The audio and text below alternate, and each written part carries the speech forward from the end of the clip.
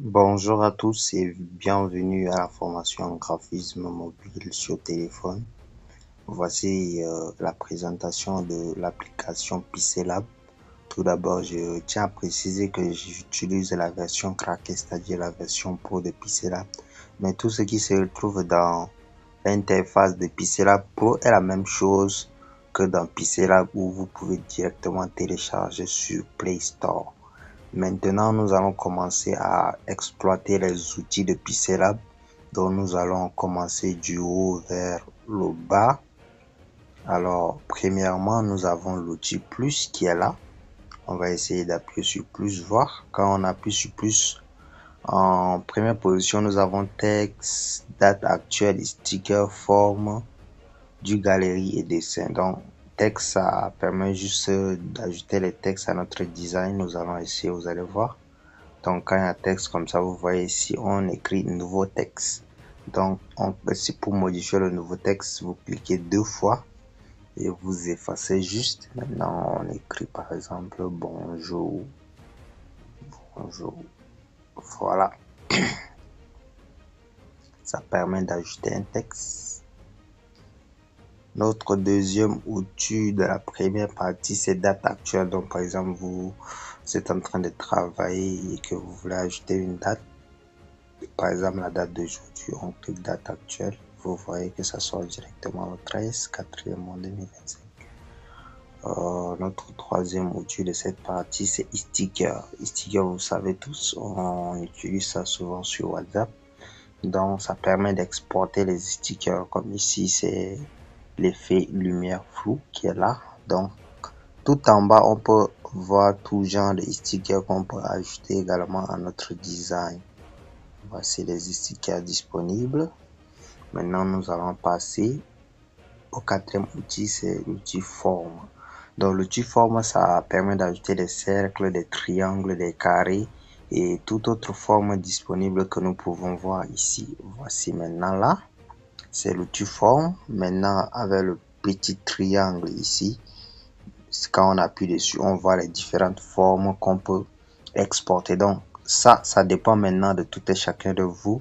Et en cas de besoin d'une forme carrée, vous pouvez l'exporter en forme. Ça dépend de vous. Bref, ça dépend de chacun de nous. Alors, tout en bas, on voit rayon. Alors, à quoi sert cet outil rayon? L'outil rayon sert juste à réduire les bords pointus. Un exemple simple comme ici, moi, j'ai exporté la forme carrée et je vais essayer d'augmenter légèrement l'outil rayon. Vous allez voir, ça fait que le carré devient au fur et à mesure un cercle. Et quand j'augmente à 100%, c'est quasiment un cercle, je peux dire. Voilà, on avance. L'outil opacité, l'opacité permet de réduire l'intensité de la forme. Donc, on va essayer de jouer un peu. Vous allez voir, au fur et à mesure que je réduis, la forme disparaît. Et au fur et à mesure que j'augmente, ça réapparaît également. Maintenant, ici, nous avons couleur. Donc, une fois exporté une forme, vous pouvez également changer la couleur selon votre choix. On va essayer de voir. Voici ça. La couleur change, la couleur change, la couleur change, voilà. Et maintenant, en bas de couleur, nous avons dégradé. Donc, par exemple, si vous voulez utiliser une forme où le haut est blanc et le bas est noir, par exemple, nous allons essayer un truc pareil. Vous cliquez sur dégrader. Une fois sur dégrader, cliquez sur plus. Maintenant, quand on clique sur plus, on prend le premier bout ici et on appuie sur le truc comme un saut, c'est-à-dire c'est la couleur. Donc, on appuie ici. Maintenant, on choisit la couleur de notre choix. Donc, je dis qu'on utilise le blanc et le noir. Donc, voici le noir. Et on revient, on clique sur le deuxième bout. On choisit toujours l'outil couleur. Maintenant, on met sur le blanc. Donc, jouer avec la roue chromatique et vous allez juste avoir la couleur que vous voulez. Là, je profite également pour dire quelque chose. Vous pouvez directement saisir le code si vous avez. Donc là, ça permet maintenant de saisir le code. Si vous avez le code de votre couleur, vous pouvez saisir ici directement pour avoir la couleur.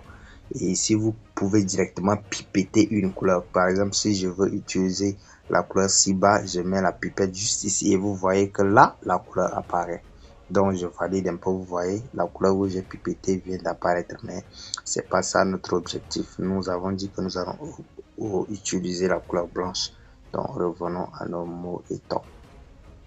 Voici maintenant, une fois que nous avons le noir en haut et le blanc en bas, nous allons essayer de cliquer sur OK et vous allez voir ce que ça donne. Je vous ai dit, n'est-ce pas, voici le noir en haut et le blanc en bas.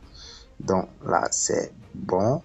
Alors nous étions sur dégradé, oui. Après dégradé, maintenant nous avons traits. Donc les traits, c'est-à-dire ce sont juste les contours qu'on peut ajouter de plus à notre forme. Par exemple ici, oui, j'essaie d'augmenter un peu. Bon, comme c'est en noir, vous n'allez pas bien voir. Je vais essayer de changer mon background. Un instant, je m'excuse. Voilà. Donc ici, vous voyez que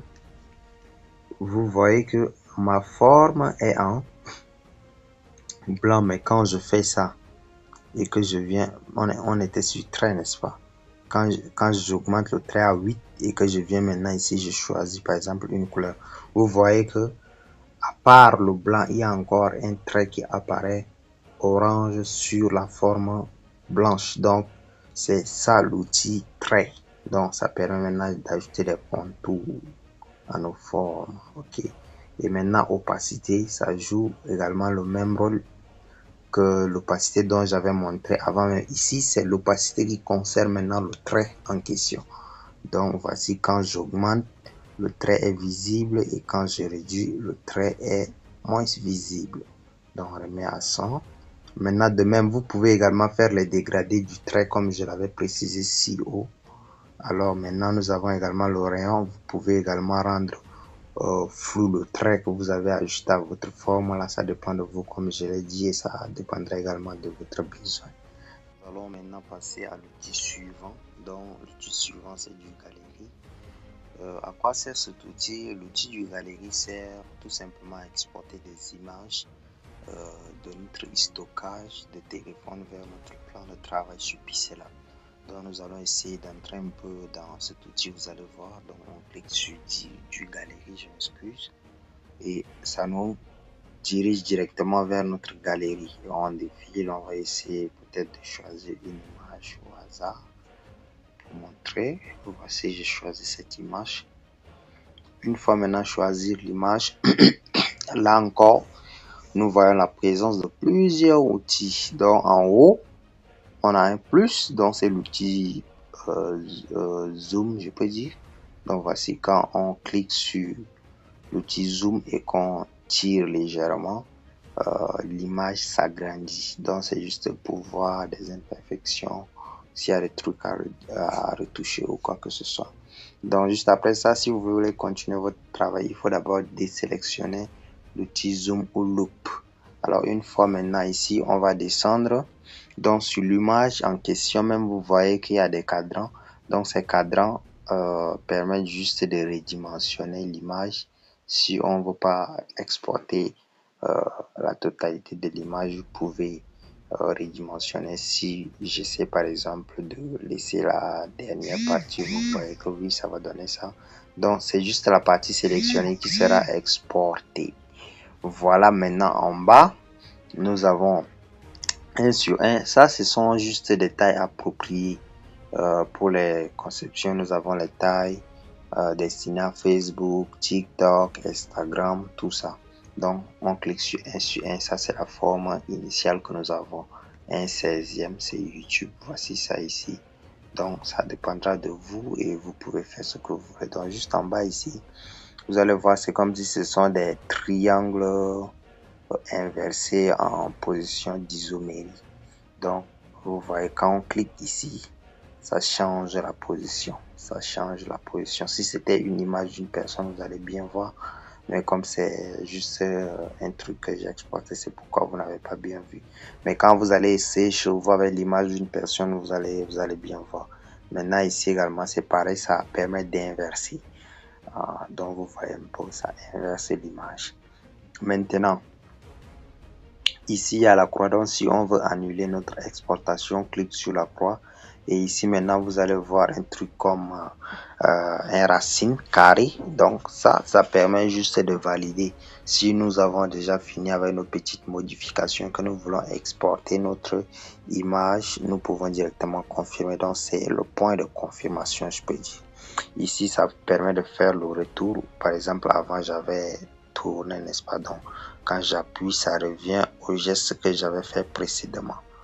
Alors, nous allons essayer de retrouver la forme initiale. Voici ici. Et maintenant, ici, ça permet juste de redimensionner. Ici, ça permet maintenant de bloquer. Donc, quand on bloque, on peut facilement redimensionner ici. Ça permet, là où ils ont fait un cercle.